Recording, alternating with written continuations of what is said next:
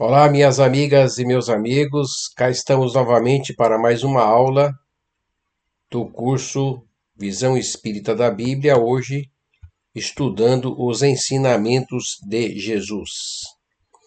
E o que significa a palavra evangelho? Significa boa nova, né?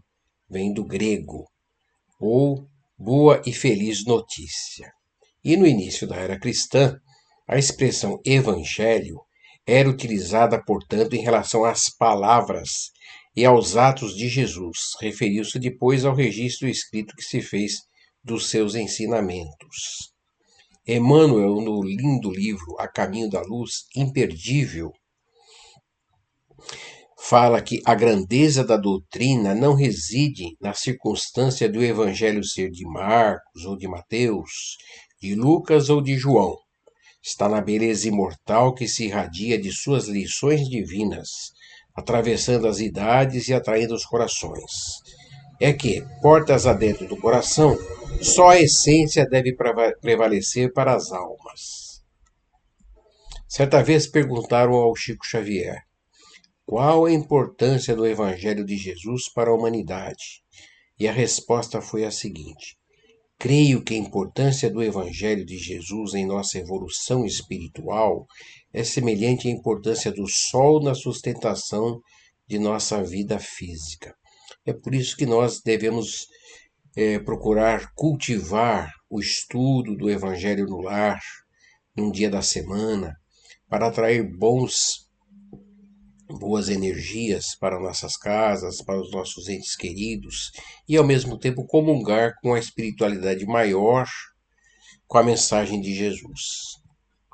Richard Simonetti, um grande espírita do interior de São Paulo, nos fala que a leitura da Boa Nova não se destina aos outros, deve falar à intimidade da nossa consciência.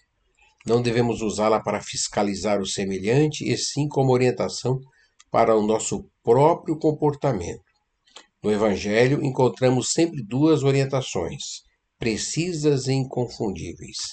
É preciso edificar o bem e é preciso eliminar o mal que existe dentro de nós.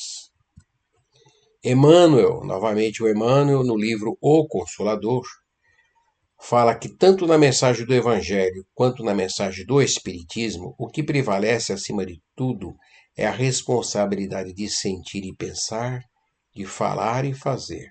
Nós somos responsáveis pelos nossos atos, palavras e pensamentos.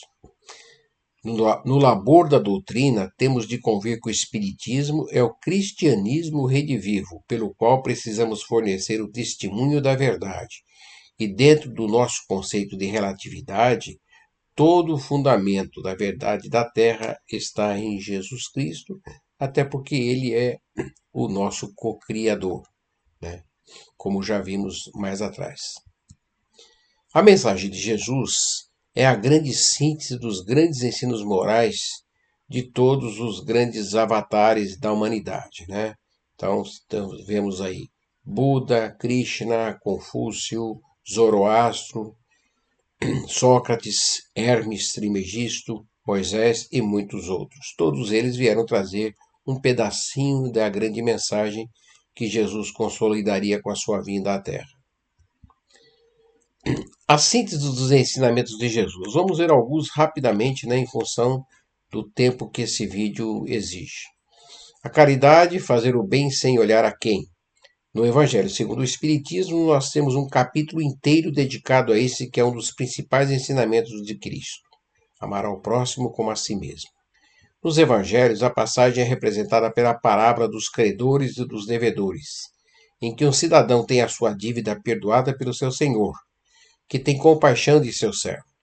Mas esse mesmo indivíduo que teve seu débito ignorado, não teve essa atitude ao cobrar de maneira incisiva o seu credor e mandá-lo prender. Faça aos outros o que quererias que os outros vos fizessem. O perdão, bem-aventurados os que são misericordiosos, porque obterão misericórdia. Nessa passagem do Novo Testamento, Mateus faz referência ao valor do perdão, enfatizando que aqueles que souberem relevar os erros dos outros também vão ter suas faltas perdoadas por Deus. A misericórdia é uma etapa fundamental para a elevação moral. A fé. Você sabe como surgiu a expressão que diz que a fé move montanhas? De uma passagem bíblica, registrada por Mateus. Jesus fala da incredulidade dos seus discípulos em relação às suas próprias forças. Cristo teria dito que, se eles tivessem a fé do tamanho de um grãozinho de mostarda, seria possível mover montanhas. E a oração, Jesus nos ensina que as preces são dotadas de qualidades. Nossas orações não precisam ser numerosas, desde que sejam sinceras e repletas de sentimentos puros, similares à caridade. Por isso, antes de conversar com Deus, devemos purificar nossos corações e nos permitir perdoar acima de tudo. Deixa a oferenda no altar e primeiro vai reconciliar-te com o teu irmão. Depois, então, vá oferecer a sua oferenda. Cada árvore é conhecida pelos seus próprios frutos. Está em Lucas. Os figos não são colhidos nos espinhos e as uvas não são colhidas nas sarças. Quem é bom, da bondade que guarda no coração, produz o bem, mas quem é mau, do seu mal, produz o mal. Com isso ele quis dizer para termos cuidado com os falsos profetas e aqueles que se fazem passar por lobos em pele de cordeiro. É importante prestarmos atenção na essência das pessoas e não em suas aparências. Pluralidade dos mundos habitados. O apóstolo João, no capítulo 14, nos fala que Jesus disse: há muitas moradas na casa do meu Pai. Quando criou o universo, Deus não deu origem apenas à Terra. Existem inúmeros planetas habitados por espíritos mais ou menos evoluídos que os habitam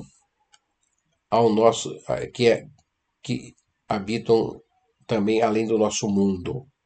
Lembrando que nós ainda somos um mundo de provas e expiações, em transição para um mundo de regeneração, quando o bem irá predominar sobre o mal, mas estamos muito distante ainda dos mundos mais elevados. A reencarnação, diálogo com o fariseu Nicodemos, Jesus diz que para chegar ao reino de Deus era necessário nascer de novo, da água, ou seja, da matéria, e do espírito, ou seja, pelo lado moral. E lá no túmulo de Kardec, nós temos a frase: nascer, morrer, renascer ainda e progredir sempre, tal é a lei. E até hoje é uma das principais máximas da doutrina espírita. As parábolas, não vamos ler todas, são 42 e estão muito bem explicadas nesse livro de um grande espírita paulista, Caibar Schutel, chamado de O Bandeirante do Espiritismo, no livro Parábolas e Ensinos de Jesus, que eu recomendo para vocês, junto com o culto do Evangelho do Lar, fazerem essa leitura. Está lá também disponível para baixar no e-book espírita ou então na Biblioteca Virtual Espírita. No Sermão do Monte, vendo Jesus a multidão, subiu ao monte e depois de ter se sentado, aproximaram-se seus discípulos e ele começou a ensiná-los, dizendo: bem-aventurados os humildes de espírito, porque deles é o reino dos céus. Bem-aventurados os que choram, porque serão consolados. Bem-aventurados os mansos, porque eles herdarão a terra. Bem-aventurados os que têm fome e sede de justiça, porque eles serão fartos. Bem-aventurados os misericordiosos, porque eles alcançarão misericórdia. Bem-aventurados os limpos de coração, porque eles verão a Deus. Bem-aventurados os pacificadores, porque eles serão chamados filhos de Deus. Bem-aventurados os que têm sido perseguidos por causa da justiça, porque deles é o reino dos céus. Bem-aventurados sois quando vos injuriarem, vos perseguirem e mentindo disserem todo o mal contra vós por minha causa. Alegrai-vos e exultai, porque grande é o vosso galardão nos céus, pois assim perseguiram também aos profetas que existiram antes de vós. Foi o que Mateus conseguiu registrar da magnífica mensagem de Jesus. Bem-aventurados os pobres de espíritos, porque deles é o reino dos céus. Bem-aventurados os mansos, porque herdarão a terra. Bem-aventurados os que têm fome e sede de justiça, porque serão fartos. Bem-aventurados os limpos de coração, porque eles verão a Deus. Mas de que valeria o conjunto das magníficas parábolas do Mestre sem a imortalidade, sem a certeza da sobrevivência? De que valeriam seus ensinos envoltos em tanta doçura e humildade, seus apelos constantes de amor ao próximo, de amor a Deus, de desprendimento das coisas da terra, da paciência nas provas, da indulgência para com os que nos ferem, do perdão de constante exercício para a perfeição, sem a imortalidade? Por isso que Jesus nos deixa em várias passagens aquilo que Hermínio Miranda disse que é a principal mensagem que ele nos traz, que é: o meu reino não é deste mundo. Muito complexo esse pensamento, porque nós estamos aqui na Terra e achamos que estamos aqui para ser felizes. Não, nós estamos para viver em felicidade, mas para buscar a evolução, para prosseguir essa felicidade em mundos muito melhores que esse. Que essa pequena mensagem e que o Sermão da Montanha, que é a síntese do ensinamento de todos os grandes iniciados, possa ser praticada cada letrinha por cada um de nós e que nós possamos nos apegar à mensagem de nosso Senhor para seguir a nossa caminhada, tanto nos momentos felizes quanto nos momentos tristes.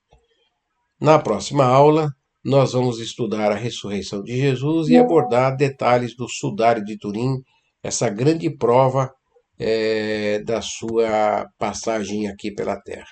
Um grande abraço a todos vocês.